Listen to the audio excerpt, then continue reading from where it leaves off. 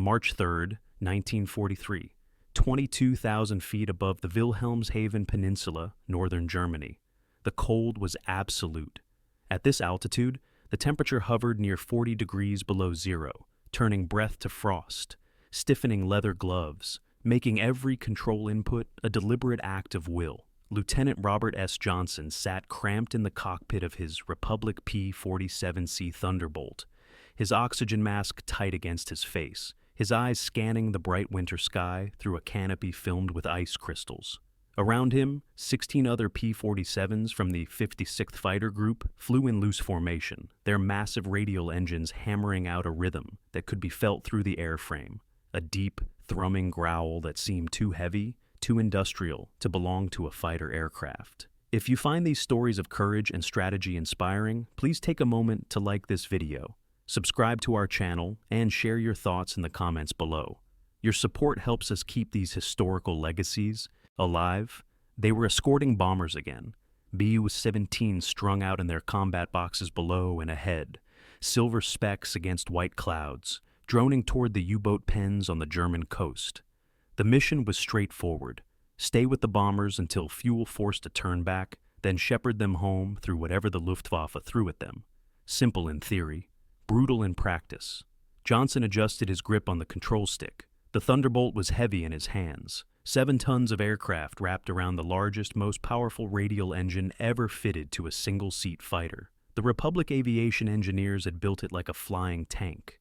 Thick armor plate behind the pilot's seat, self-sealing fuel tanks in the wings and fuselage, redundant systems, rugged construction. Everything about the P-47 was excessive, outsized, almost comically robust. His squadron mates called it the Jug, short for Juggernaut, and the name fit. It was not graceful. It was not delicate. It was a machine built to absorb punishment and keep flying. But whether it could actually fight was still an open question. The Thunderbolt had been operational for less than 2 months.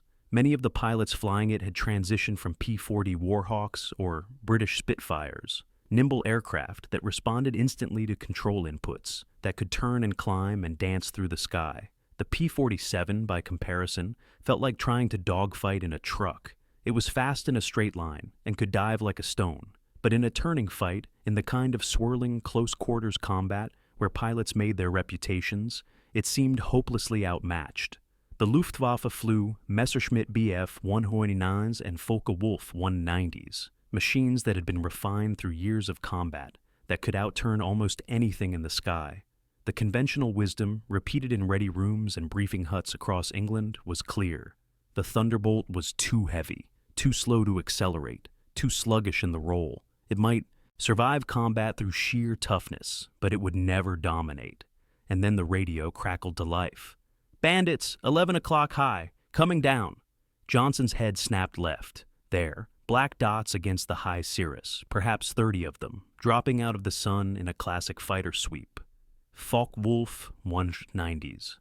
The Luftwaffe's premier interceptor, fast and heavily armed, flown by pilots who had learned their trade over the Eastern Front and the Channel. They were diving toward the bomber stream in multiple flights, intending to slash through the formation before the escorts could react. It was a tactic they had used successfully dozens of times before: hit hard, hit fast, climb away before the lumbering American fighters could catch up. But this time, something was different. Johnson shoved the throttle forward and pushed the stick into his lap. The Thunderbolt's nose dropped, and the world tilted vertical. The Pratt & Whitney R2800 double wasp engine, 18 cylinders, arranged in 2 rows, producing 2,000 horsepower, roared at full war emergency power. The airspeed indicator began to climb. 300 miles per hour, 350, 400, 450. The Thunderbolt did not accelerate like other fighters. It gathered speed like a locomotive, slowly at first, then with inexorable momentum, until the air was screaming past the canopy and the controls grew stiff with aerodynamic pressure. Johnson's vision narrowed. The altimeter unwound in a blur. The German fighters were larger now, detailed, their mottled camouflage paint visible, their wings sprouting cannon fire as they opened up on the bombers. And then Johnson and the rest of the 56th Thunderbolts slammed into them at nearly 500 miles per hour. The impact was not physical, but it might as well have been. The German formation shattered.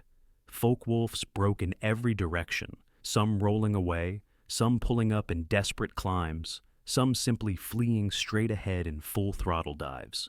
The American fighters tore through the attack like a hammer through glass, firing bursts from their 850 caliber machine guns, 4,800 rounds per minute of combined firepower, into the scattering enemy. One FW-190 took hits in the engine and began streaming black smoke. Another staggered as rounds stitched across its wing root. A third simply disintegrated under concentrated fire, pieces of wing and fuselage tumbling away. The Germans never reached the bombers. Johnson pulled out of his dive at 12,000 feet, the Thunderbolt shuddering as G-forces slammed him into his seat. His vision grayed at the edges, then cleared. He looked around, trying to reorient, trying to find the enemy. But the Focke-Wulfs were gone, scattered, fleeing, the attack utterly broken.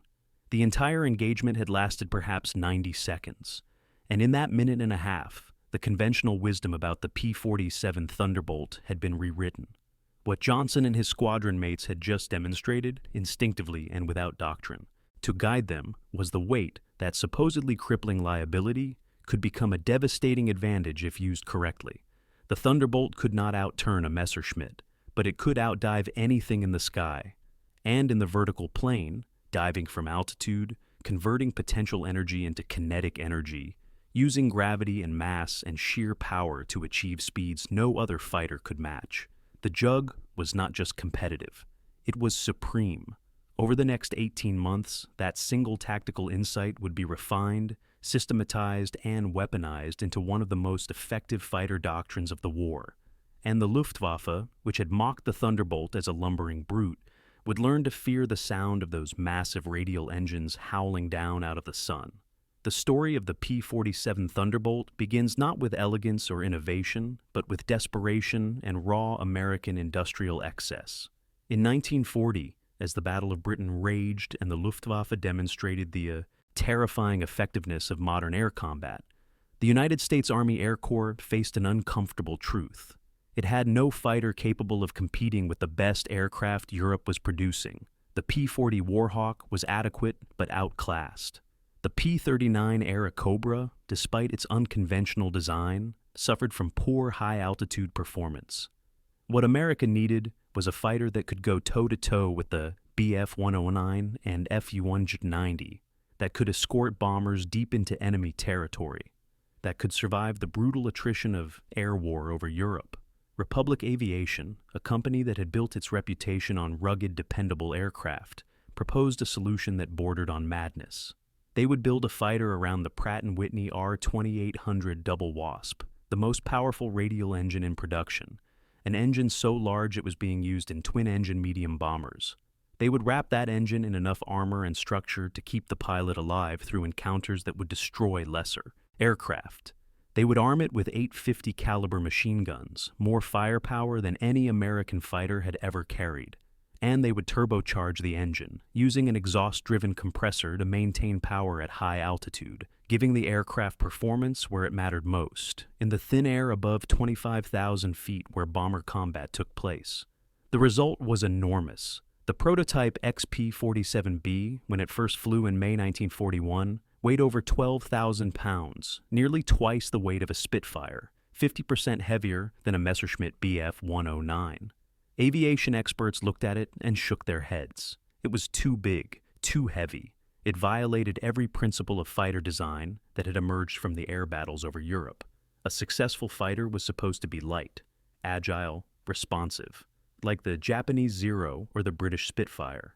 The P-47 was none of those things. It was a flying battering ram, a machine that seemed designed by engineers who had never heard that fighters were supposed to be nimble. But Republic's designers understood something that their critics did not. They understood that the air war being fought over Europe in 1942 and 1943 was not the same war that had been fought over France in 1940 or Britain in 1941. This was high-altitude combat, where American heavy bombers operated at 25,000 to 30,000 feet and needed escorts that could match their performance. This was long-range combat, where fighters had to fly hundreds of miles from their bases and still have fuel to fight. And most critically, this was attritional combat, where fighters would be hit, damaged, shot full of holes, and needed to bring their pilots home alive. The Thunderbolt was designed for that war. Its massive engine gave it power to spare at altitude. Its turbocharger system allowed it to maintain performance where other fighters gasped for air. Its structure could absorb battle damage that would down other aircraft. And its weight, that supposedly damning characteristic, gave it an advantage that became apparent only in combat: unmatched dive performance. When the first P-47Cs arrived in England in January 1943 and were assigned to the 56th, 78th, and 4th Fighter Groups of the 8th Air Force, the pilots' reactions ranged from skepticism to outright dismay. Veteran pilots, some of whom had flown Spitfires with the RAF, sat in the Thunderbolt's cockpit and felt like they were strapping into a bomber. The control stick felt sluggish. The roll rate was ponderous. The aircraft seemed to wallow through maneuvers that other fighters executed crisply. In early training flights, the complaints poured in. The P-47 was too heavy to dogfight. It would be slaughtered by the nimble Luftwaffe interceptors. The men flying it would die because Washington had sent them an inferior machine. Even the Luftwaffe, when German intelligence began compiling reports on the new American fighter entering service, dismissed it. Interrogations of captured American pilots revealed the aircraft's specifications: 7 tons, 8 guns, massive radial engine. The German analysts concluded it was essentially a fighter-bomber, an aircraft designed for ground attack rather than air superiority. Luftwaffe pilots, reading the intelligence summaries, saw no reason for concern. Let the Americans send their flying trucks. We will shoot them down as we have shot down everything else. This was the context, this atmosphere of doubt and dismissal, when the 56th Fighter Group flew its first combat mission on March 3, 1943. And this was the mindset that disintegrated when Robert Johnson and his squadron mates discovered, in the heat of combat, what the Thunderbolt could actually do. The tactic that emerged from that first successful engagement was brutally simple: boom and zoom. Do not try to turn with the German fighters. Do not get drawn into low-speed, horizontal maneuvering combat, where the lighter, more agile Bf-109s and FW-190s held every advantage. Instead, use altitude. Climb above the enemy. Dive at high speed. Strike hard with overwhelming firepower. Then use the momentum from the dive to climb back to altitude for another pass. Repeat until the enemy is destroyed or driven off. Never, ever get slow. It was the antithesis of the classic fighter pilot image: the swirling dogfight, the turning battle, the ace who could outfly his opponent through superior skill and reflexes. Boom and zoom was mechanical, systematic, almost industrial in its execution. It required discipline rather than flair, patience rather than aggression. But it worked, and it worked because the P-47's design, that much-maligned heaviness, made it the perfect platform for this style of combat. When a Thunderbolt dove from 30,000 feet, it built speed in a way no other operational fighter could match.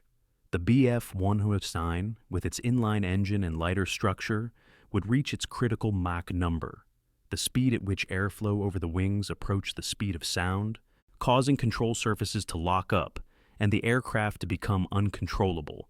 At around 470 miles per hour, the FW-190 could push slightly higher, perhaps 485 mph, before compressibility effects made the aircraft dangerous to fly. The Thunderbolt, with its thick, robust wings and immensely powerful engine, could dive past 550 miles per hour and still respond to control inputs. At those speeds, nothing could catch it, nothing could evade it. And the kinetic energy of 7 tons moving at 500 plus mph turned the aircraft into a projectile that destroyed whatever it hit. Moreover, the Thunderbolt's 8 .50 caliber machine guns, 4 in each wing, each loaded with 425 rounds, created a cone of fire that was devastating at close range. The 50 cal was a heavy machine gun, firing armor-piercing incendiary and tracer rounds at 800 rounds per minute per gun. When all 8 fired simultaneously, they put out nearly 80 pounds of lead per second. A 2-second burst delivered 160 pounds of projectiles. Anything caught in that stream, fighter, bomber, locomotive, came apart. And because the Thunderbolt was stable at high speed, Because its mass damped out the recoil and kept the aircraft steady, its pilots could hold their aim even as they closed at incredible velocity. The Luftwaffe began experiencing this new reality in March and April of 1943, and the shock was profound. German fighter pilots, attacking American bomber formations, would suddenly find themselves under assault from above. P-47s diving out of the sun at speeds that seemed impossible, their guns flashing, their sheer mass and momentum scattering formations that had been coordinated moments before. The Germans would break, would try to turn and engage, and the Thunderbolts would simply blow through the fight, using their speed to disengage, climbing back to altitude on sheer power before the Germans could respond. One particular engagement, recorded in the mission logs of both the 8th Air Force and the Luftwaffe, exemplifies the transformation. On April 17, 1943, during a raid against the Focke-Wulf factory at Bremen, a formation of B-17s came under sustained attack by elements of 3 different Jagdgeschwader, perhaps 70 German fighters in total, attacking in waves, attempting to overwhelm the bomber defenses through sheer numbers and aggression. The escorting P-47s, 16 aircraft from the 78th Fighter Group, were outnumbered more than 4-1. In the classic conception of air combat, this should have been a massacre. The German fighters should have been able to isolate and destroy the American escorts, then turn their full attention to the bombers. But the Thunderbolt pilots did not play by classic rules. They climbed. They positioned themselves 5,000 feet above the bomber stream and waited. And when the German fighters committed to their attack runs, diving toward the B-17s from multiple directions, the P-47s dropped on them like hawks. The first dive broke up 2 attack groups completely.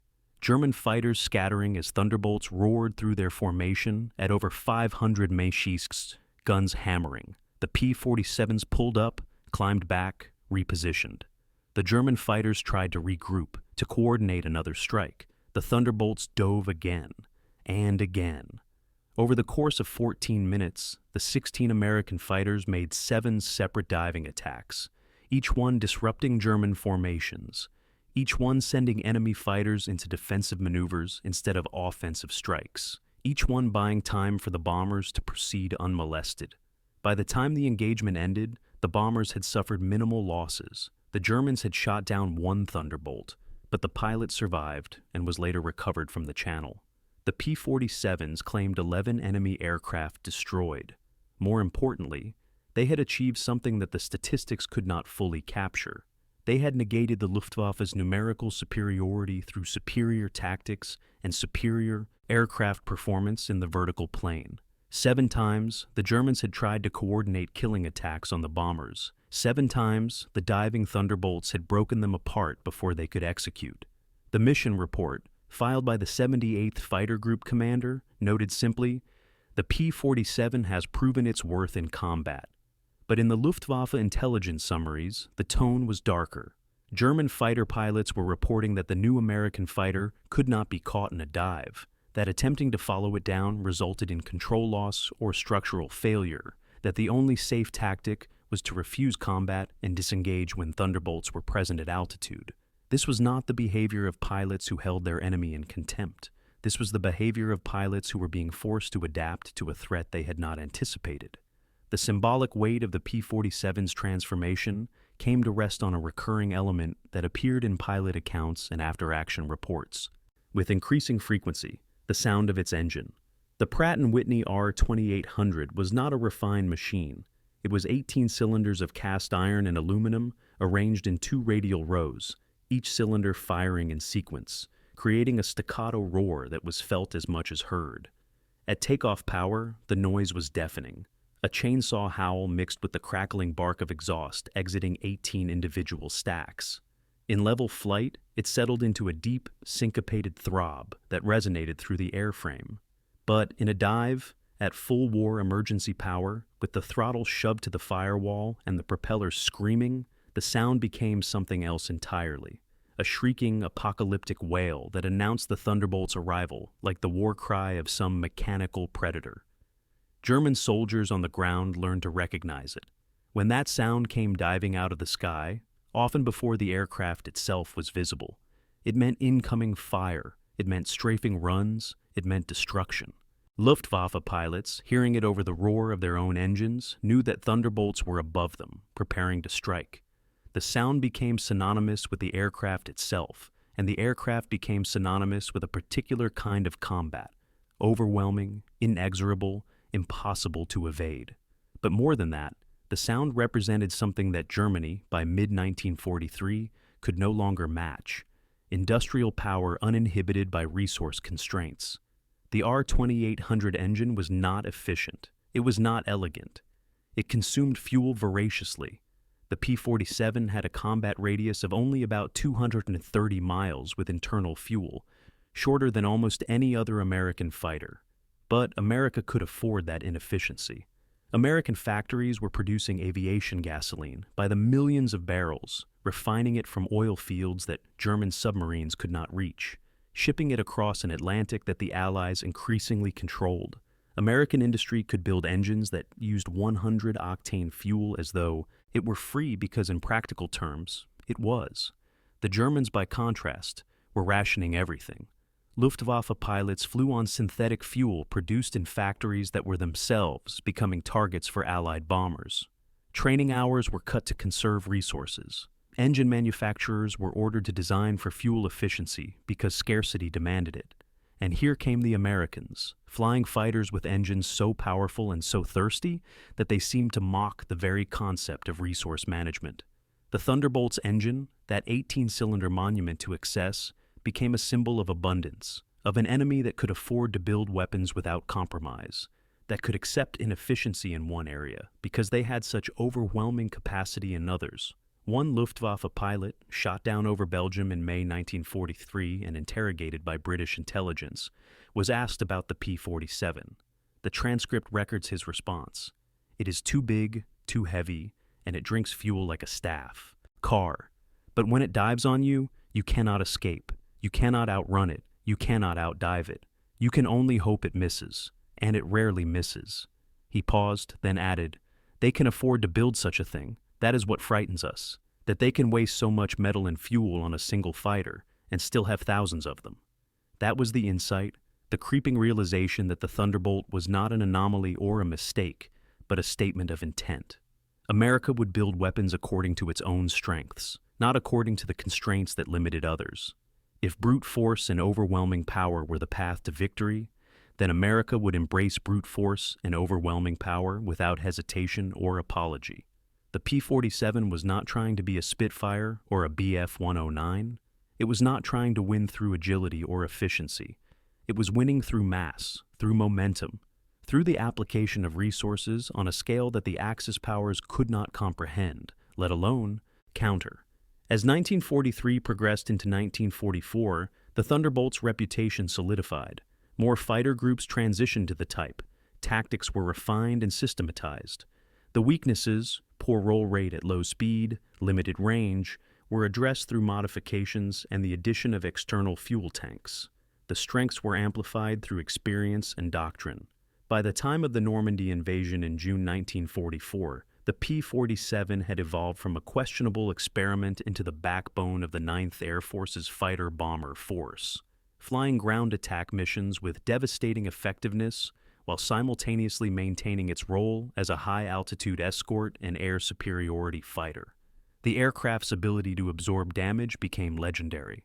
There are documented cases of P-47s returning to base with entire cylinders shot away from their engines, with wings holed by cannon fire, with tail surfaces nearly severed, damage that would have destroyed other aircraft, and still flying, still controllable, still bringing their pilots home.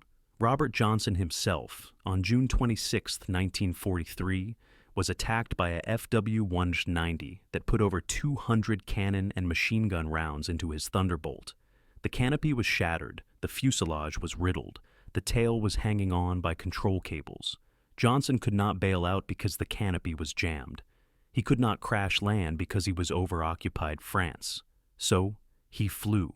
For over an hour, he nursed the crippled fighter back across the channel to England, the engine still running, the controls still responding, until he set it down on the runway at Manston and climbed out, shaking to stare at a machine that should have killed him, but hadn't.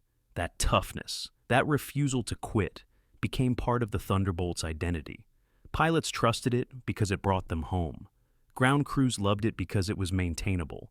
Unlike complex inline engine fighters that required meticulous care, the radial engine P-47 was relatively simple. Its systems accessible and robust. It could operate from rough forward airstrips, could absorb rough handling, could be patched and flown again when other aircraft would have been written off. It was, in every sense, a working fighter, not a thoroughbred, but a draft horse, doing the brutal grinding work of air war without complaint or failure. And the Germans, who had mocked it as too heavy, learned to hate it for precisely the qualities they had dismissed. In the defensive battles over the Reich in 1944, as the Luftwaffe struggled to defend against the combined might of the 8th and 9th Air Forces, the sight of P-47s at altitude became a cause for dread.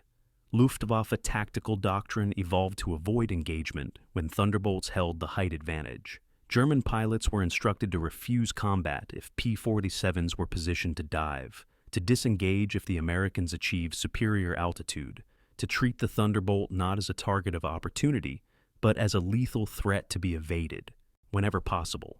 This was the ultimate vindication. The aircraft that was too heavy to fight had become the fighter that the enemy would not fight. The Jug, that clumsy, oversized brute, had imposed its will on the air war not through elegance, but through relentless, overwhelming effectiveness. There is a photograph, preserved in the National Archives, taken at a P-47 base in France in August 1944. It shows a Thunderbolt in its revetment, the late summer sun casting long shadows across its wings. The aircraft is battered, paint-chipped, panels dimpled from flak, exhaust stains streaking back from the engine cowling. Someone has painted a name on the nose. Big-ass bird. Beneath the canopy rail, a row of small swastikas records confirmed kills. 23 of them. The pilot is not pictured. He is flying another mission, or sleeping between sorties, or dead. The photograph does not say, but the aircraft itself tells the story. It tells of a design philosophy that chose strength over grace, power over elegance, survival over style. It tells of engineers who understood that fighters in 1943 would not be flown by aces performing aerobatic duels, but by young men flying long, exhausting missions in brutal conditions, and those men needed machines that would keep them alive.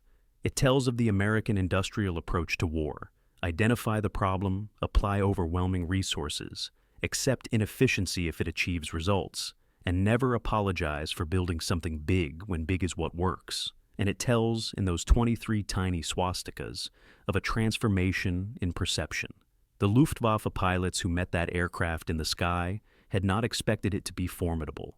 They had assumed, based on its appearance and specifications, that it would be easy prey. They were wrong because they judged the Thunderbolt by the wrong criteria. They looked at its weight and saw weakness. They should have looked at its weight and seen momentum, potential energy, the capacity to convert mass and altitude into devastating kinetic strikes that no amount of agility could counter.